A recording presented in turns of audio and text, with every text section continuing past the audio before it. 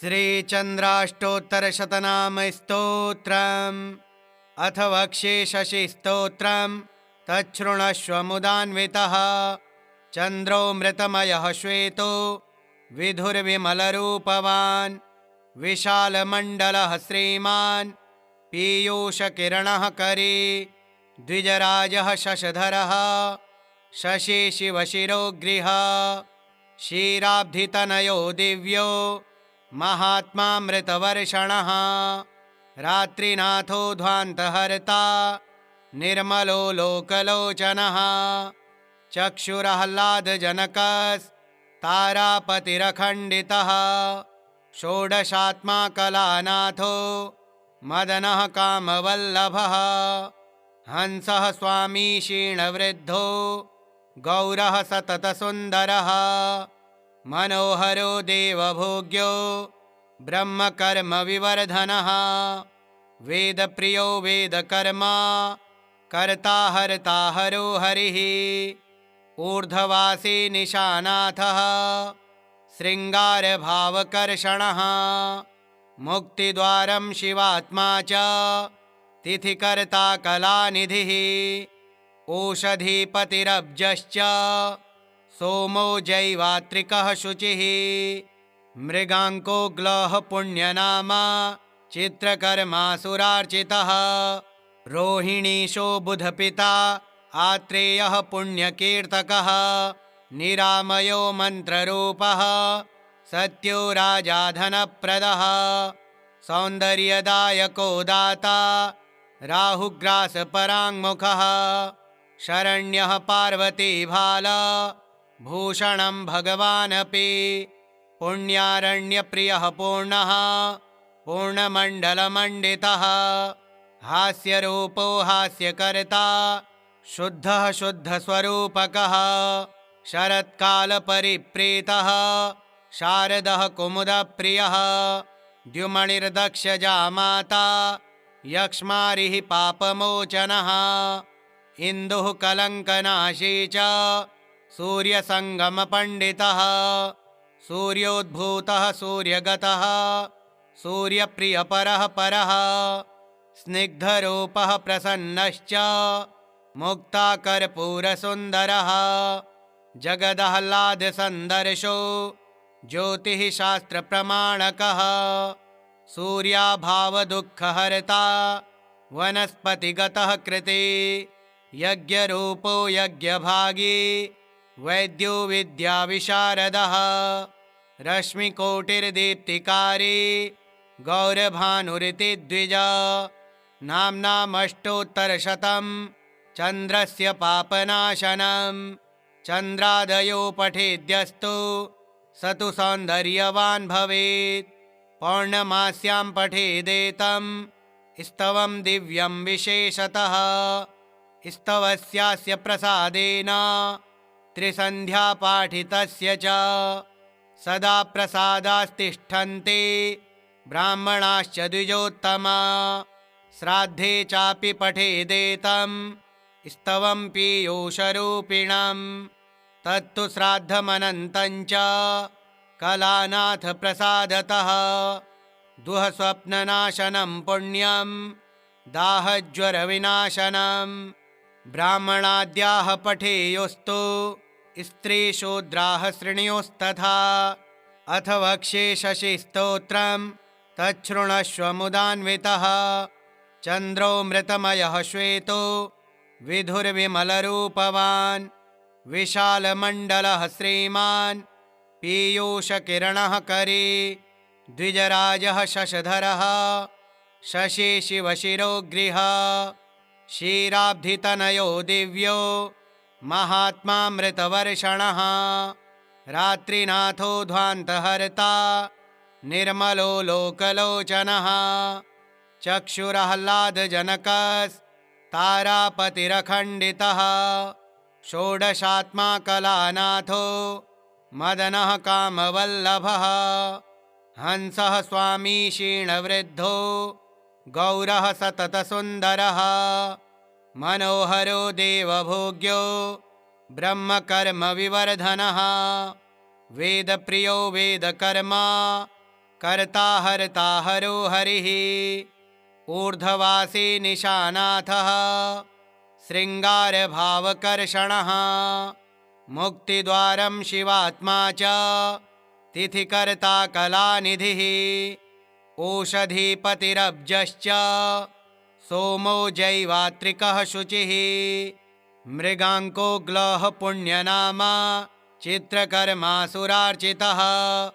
रोहिणीशो बुधपिता आत्रेयः पुण्यकीर्तकः निरामयो मन्त्ररूपः सत्यो राजा धनप्रदः सौन्दर्यदायको दाता राहुग्रासपराङ्मुखः शरण्यः पार्वतीभाल भूषणं भगवानपि पुण्यारण्यप्रियः पूर्णः पूर्णमण्डलमण्डितः हास्यरूपो हास्यकर्ता शुद्धः शुद्धस्वरूपकः शरत्कालपरिप्रीतः शारदः कुमुदप्रियः द्युमणिर्दक्षजामाता यक्ष्मारिः पापमोचनः इन्दुः कलङ्कनाशी च सूर्यसङ्गमपण्डितः सूर्योद्भूतः सूर्यगतः सूर्यप्रियपरः परः स्निग्धरूपः प्रसन्नश्च मुक्ताकर्पूरसुन्दरः जगदाह्लादसन्दर्शो ज्योतिः शास्त्रप्रमाणकः सूर्याभावदुःखहर्ता वनस्पतिगतः कृते यज्ञरूपो यज्ञभागी वैद्यो विद्याविशारदः रश्मिकोटिर्दीप्तिकारी गौरभानुरिति द्विजा नाम्नामष्टोत्तरशतं चन्द्रस्य पापनाशनं चन्द्रादयो पठेद्यस्तु स तु सौन्दर्यवान् भवेत् पौर्णमास्यां पठेदेतं स्तवं दिव्यं विशेषतः स्तवस्यास्य प्रसादेन त्रिसन्ध्या पाठितस्य च सदा प्रसादास्तिष्ठन्ते ब्राह्मणाश्च द्विजोत्तमा श्राद्धे चापि पठेदेतं स्तवं पीयूषरूपिणं तत्तु श्राद्धमनन्तं च कलानाथ प्रसादतः दुःस्वप्ननाशनं पुण्यं दाहज्वरविनाशनं ब्राह्मणाद्याः पठेयुस्तु स्त्रीशूद्राः शृणुयुस्तथा अथ वक्ष्ये शशिस्तोत्रं तच्छृणुष्व मुदान्वितः चन्द्रो मृतमयः श्वेतो विधुर्विमलरूपवान् विशालमण्डलः श्रीमान् पीयूषकिरणः करी द्विजराजः शशधरः शशि शिवशिरोगृह क्षीराब्धितनयो दिव्यो महात्मामृतवर्षणः रात्रिनाथो ध्वान्तहर्ता निर्मलो लोकलोचनः चक्षुराह्लादजनकस्तारापतिरखण्डितः षोडशात्मा कलानाथो मदनः कामवल्लभः हंसः स्वामी क्षीणवृद्धो गौरः सततसुन्दरः मनोहरो देवभोग्यो ब्रह्मकर्मविवर्धनः वेदप्रियो वेदकर्मा कर्ता हर्ता हरो हरिः ऊर्ध्ववासी निशानाथः शृङ्गारभावकर्षणः मुक्तिद्वारं शिवात्मा च तिथिकर्ता कलानिधिः ओषधीपतिरब्जश्च सोमो जैवात्रिकः शुचिः मृगाङ्को ग्लः पुण्यनामा चित्रकर्मासुरार्चितः रोहिणीशो बुधपिता आत्रेयः पुण्यकीर्तकः निरामयो मन्त्ररूपः सत्यो राजा धनप्रदः सौन्दर्यदायको दाता राहुग्रासपराङ्मुखः शरण्यः पार्वतीभाल भूषणं भगवानपि पुण्यारण्यप्रियः पूर्णः पूर्णमण्डलमण्डितः हास्यरूपो हास्यकर्ता शुद्धः शुद्धस्वरूपकः शरत्कालपरिप्रीतः शारदः कुमुदप्रियः द्युमणिर्दक्षजा माता यक्ष्मारिः पापमोचनः इन्दुः कलङ्कनाशी च सूर्यसङ्गमपण्डितः सूर्योद्भूतः सूर्यगतः सूर्यप्रियपरः परः स्निग्धरूपः प्रसन्नश्च मुक्ताकर्पूरसुन्दरः जगदाह्लादसन्दर्शो ज्योतिः शास्त्रप्रमाणकः सूर्याभावदुःखहर्ता वनस्पतिगतः कृते यज्ञरूपो यज्ञभागी वैद्यो विद्याविशारदः रश्मिकोटिर्दीप्तिकारी गौरभानुरिति द्विजा नाम्नामष्टोत्तरशतं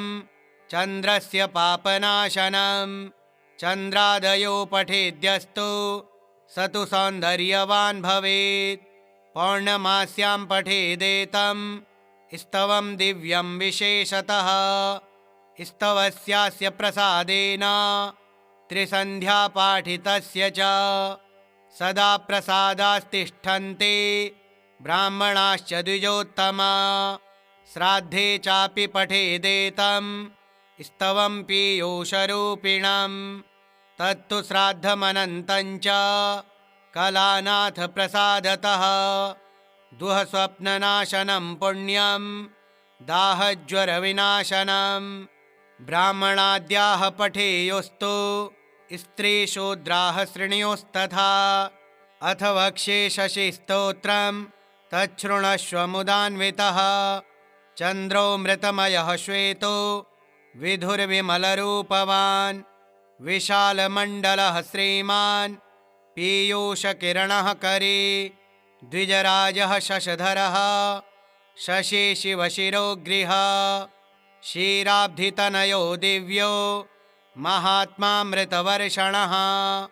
रात्रिनाथो ध्वान्तहर्ता निर्मलो लोकलोचनः चक्षुराह्लादजनकस्तारापतिरखण्डितः षोडशात्मा कलानाथो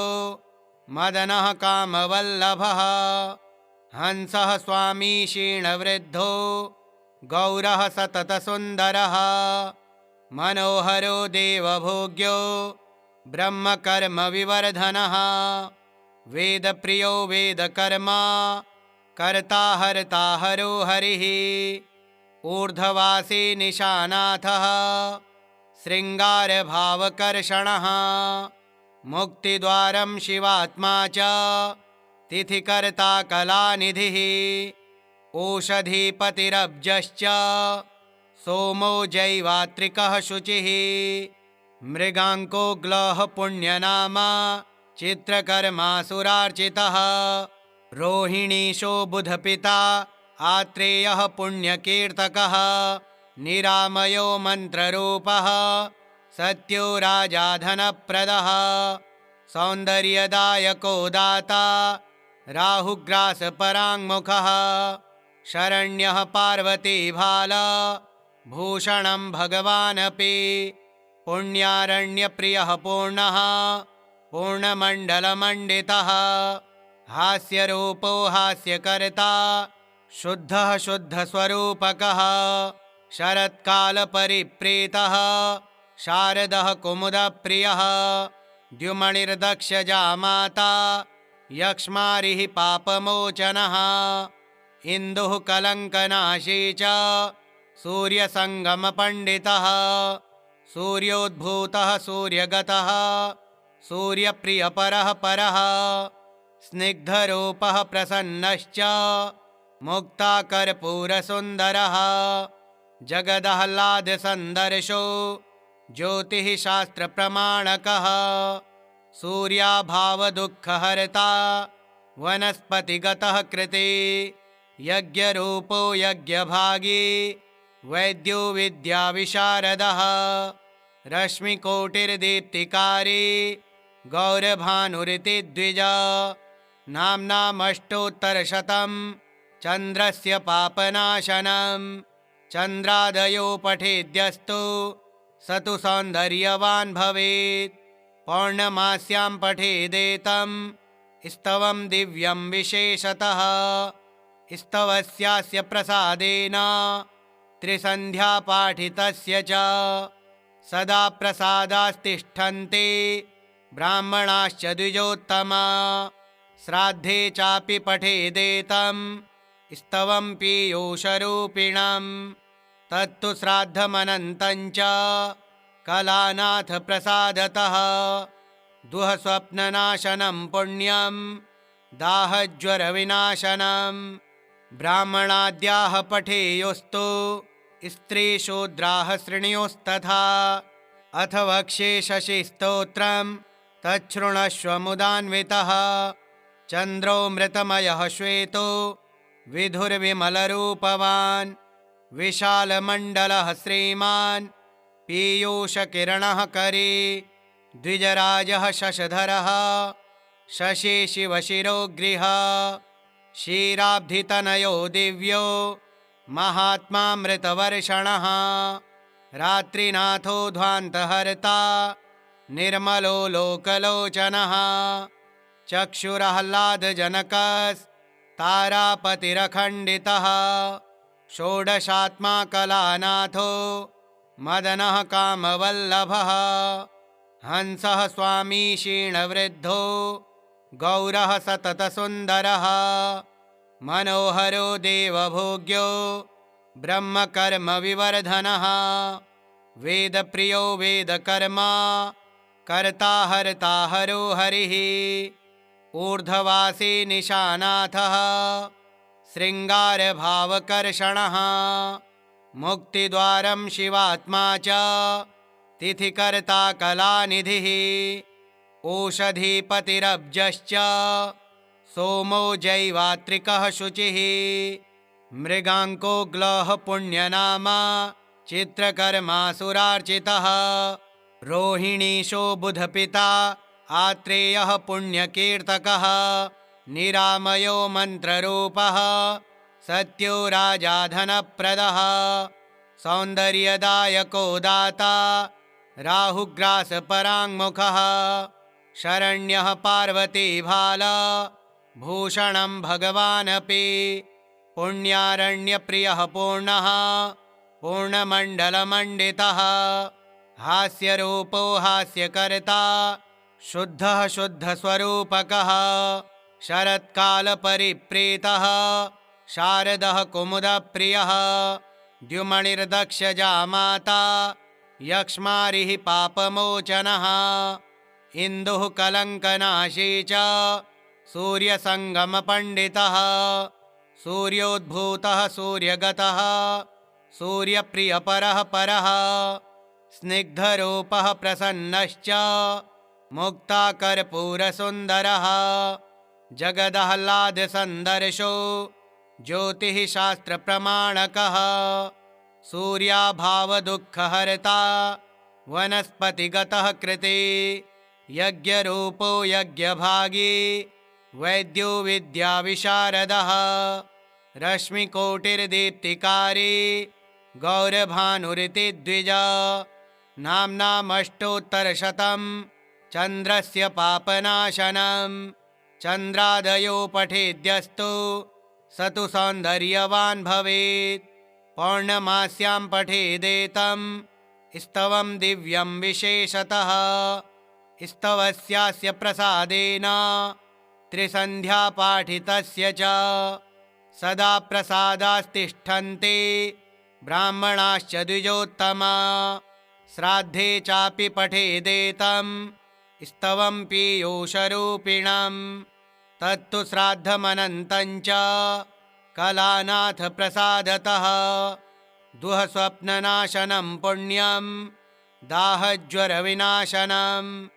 ब्राह्मणाद्याः पठेयुस्तु स्त्रीशूद्राः शृणुयुस्तथा अथ वक्ष्ये शशिस्तोत्रं तच्छृणुष्व मुदान्वितः चन्द्रो मृतमयः श्वेतो विधुर्विमलरूपवान् विशालमण्डलः श्रीमान् पीयूषकिरणः करी द्विजराजः शशधरः शशि शिवशिरोगृह क्षीराब्धितनयो दिव्यो महात्मामृतवर्षणः रात्रिनाथो ध्वान्तहर्ता निर्मलो लोकलोचनः चक्षुराह्लादजनकस्तारापतिरखण्डितः षोडशात्मा कलानाथो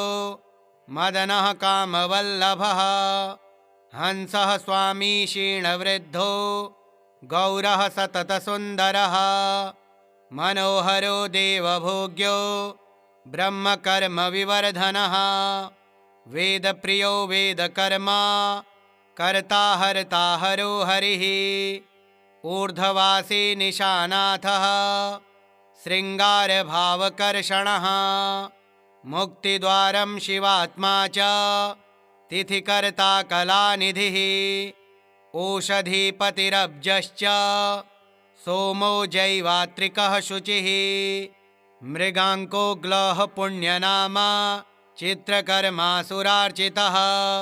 रोहिणीशो बुधपिता आत्रेयः पुण्यकीर्तकः निरामयो मन्त्ररूपः सत्यो राजा धनप्रदः सौन्दर्यदायको दाता राहुग्रासपराङ्मुखः शरण्यः पार्वतीभाल भूषणं भगवानपि पुण्यारण्यप्रियः पूर्णः पूर्णमण्डलमण्डितः हास्यरूपो हास्यकर्ता शुद्धः शुद्धस्वरूपकः शरत्कालपरिप्रीतः शारदः कुमुदप्रियः द्युमणिर्दक्षजामाता यक्ष्मारिः पापमोचनः इन्दुः कलङ्कनाशी च सूर्यसङ्गमपण्डितः सूर्योद्भूतः सूर्यगतः सूर्यप्रियपरः परः स्निग्धरूपः प्रसन्नश्च मुक्ताकर्पूरसुन्दरः जगदाह्लादसन्दर्शो ज्योतिः शास्त्रप्रमाणकः सूर्याभावदुःखहर्ता वनस्पतिगतः कृते यज्ञरूपो यज्ञभागी वैद्यो विद्याविशारदः रश्मिकोटिर्दीप्तिकारी गौरभानुरिति द्विजा नाम्नामष्टोत्तरशतं चन्द्रस्य पापनाशनं चन्द्रादयो पठेद्यस्तु स तु सौन्दर्यवान् भवेत् पौर्णमास्यां पठेदेतं स्तवं दिव्यं विशेषतः स्तवस्यास्य प्रसादेन त्रिसन्ध्या पाठितस्य च सदा प्रसादास्तिष्ठन्ते ब्राह्मणाश्च द्विजोत्तमा श्राद्धे चापि पठेदेतं स्तवं पीयूषरूपिणं तत्तु श्राद्धमनन्तं च कलानाथ प्रसादतः दुःस्वप्ननाशनं पुण्यं दाहज्वरविनाशनं ब्राह्मणाद्याः पठेयुस्तु स्त्रीशूद्राः शृणुयुस्तथा अथ वक्ष्ये शशिस्तोत्रं तच्छृणुष्व मुदान्वितः चन्द्रो मृतमयः श्वेतो विधुर्विमलरूपवान् विशालमण्डलः श्रीमान् पीयूषकिरणः करे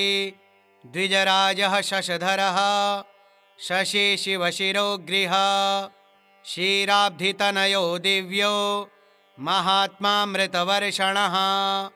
रात्रिनाथो ध्वान्तहर्ता निर्मलो लोकलोचनः चक्षुराह्लादजनकस्तारापतिरखण्डितः षोडशात्मा कलानाथो मदनः कामवल्लभः हंसः स्वामी क्षीणवृद्धो गौरः सततसुन्दरः मनोहरो देवभोग्यो ब्रह्मकर्मविवर्धनः वेदप्रियो वेदकर्मा कर्ता हर्ता हरो हरिः ऊर्ध्ववासी निशानाथः शृङ्गारभावकर्षणः मुक्तिद्वारं शिवात्मा च तिथिकर्ता कलानिधिः ओषधीपतिरब्जश्च सोमो जैवात्रिकः शुचिः मृगाङ्को ग्लः पुण्यनामा चित्रकर्मासुरार्चितः रोहिणीशो बुधपिता आत्रेयः पुण्यकीर्तकः निरामयो मन्त्ररूपः सत्यो राजा धनप्रदः सौन्दर्यदायको दाता राहुग्रासपराङ्मुखः शरण्यः पार्वतीभाला भूषणं भगवानपि पुण्यारण्यप्रियः पूर्णः पूर्णमण्डलमण्डितः हास्यरूपो हास्यकर्ता शुद्धः शुद्धस्वरूपकः शरत्कालपरिप्रीतः शारदः कुमुदप्रियः द्युमणिर्दक्षजामाता यक्ष्मारिः पापमोचनः इन्दुः कलङ्कनाशी च सूर्यसङ्गमपण्डितः सूर्योद्भूतः सूर्यगतः सूर्यप्रियपरः परः स्निग्धरूपः प्रसन्नश्च मुक्ताकर्पूरसुन्दरः जगदाह्लादसन्दर्शो ज्योतिः शास्त्रप्रमाणकः सूर्याभावदुःखहर्ता वनस्पतिगतः कृते यज्ञरूपो यज्ञभागी वैद्यो विद्याविशारदः रश्मिकोटिर्दीप्तिकारी गौरभानुरिति द्विजा नाम्नामष्टोत्तरशतं चन्द्रस्य पापनाशनं चन्द्रादयो पठेद्यस्तु स तु सौन्दर्यवान् भवेत् पौर्णमास्यां पठेदेतं स्तवं दिव्यं विशेषतः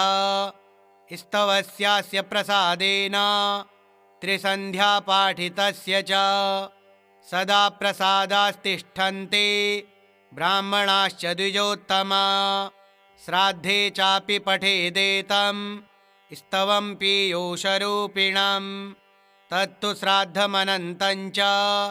कलानाथ प्रसादतः दुःस्वप्ननाशनं पुण्यं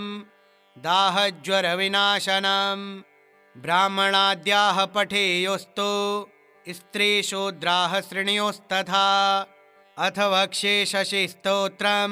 तच्छृणुष्व मुदान्वितः चन्द्रो मृतमयः श्वेतो विधुर्विमलरूपवान् विशालमण्डलः श्रीमान् पीयूषकिरणः करी द्विजराजः शशधरः शशि शिवशिरोगृह क्षीराब्धितनयो दिव्यो महात्मामृतवर्षणः रात्रिनाथो ध्वान्तहर्ता निर्मलो लोकलोचनः चक्षुराह्लादजनकस्तारापतिरखण्डितः षोडशात्मा कलानाथो मदनः कामवल्लभः हंसः स्वामी क्षीणवृद्धो गौरः सततसुन्दरः मनोहरो देवभोग्यो ब्रह्मकर्मविवर्धनः वेदप्रियो वेदकर्मा कर्ता हर्ता हरो हरिः ऊर्ध्ववासी निशानाथः शृङ्गारभावकर्षणः मुक्तिद्वारं शिवात्मा च तिथिकर्ता कलानिधिः ओषधीपतिरब्जश्च सोमो जैवात्रिकः शुचिः मृगाङ्को ग्लः पुण्यनामा चित्रकर्मासुरार्चितः रोहिणीशो बुधपिता आत्रेयः पुण्यकीर्तकः निरामयो मन्त्ररूपः सत्यो राजा धनप्रदः सौन्दर्यदायको दाता राहुग्रासपराङ्मुखः शरण्यः पार्वतीभाला भूषणं भगवानपि पुण्यारण्यप्रियः पूर्णः पूर्णमण्डलमण्डितः हास्यरूपो हास्यकर्ता शुद्धः शुद्धस्वरूपकः शरत्कालपरिप्रीतः शारदः कुमुदप्रियः द्युमणिर्दक्षजामाता यक्ष्मारिः पापमोचनः इन्दुः कलङ्कनाशी च सूर्यसङ्गमपण्डितः सूर्योद्भूतः सूर्यगतः सूर्यप्रियपरः परः स्निग्धरूपः प्रसन्नश्च मुक्ताकर्पूरसुन्दरः जगदाह्लादसन्दर्शो ज्योतिः शास्त्रप्रमाणकः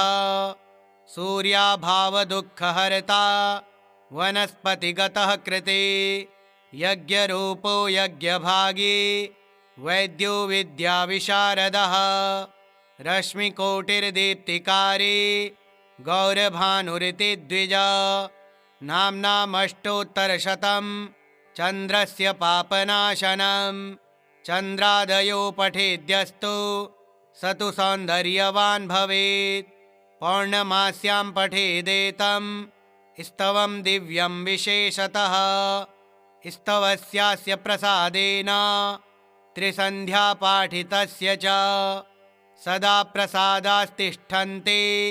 ब्राह्मणाश्च द्विजोत्तमा श्राद्धे चापि पठेदेतं स्तवं पीयूषरूपिणं तत्तु श्राद्धमनन्तं च कलानाथ प्रसादतः दुःस्वप्ननाशनं पुण्यं दाहज्वरविनाशनं ब्राह्मणाद्याः पठेयुस्तु स्त्रीशूद्राः शृणुयुस्तथा अथ वक्ष्ये शशिस्तोत्रं तच्छृणुष्व मुदान्वितः चन्द्रो मृतमयः श्वेतो विधुर्विमलरूपवान् विशालमण्डलः श्रीमान् पीयूषकिरणः करे द्विजराजः शशधरः शशि शिवशिरोगृह क्षीराब्धितनयो दिव्यो महात्मामृतवर्षणः रात्रिनाथो ध्वान्तहर्ता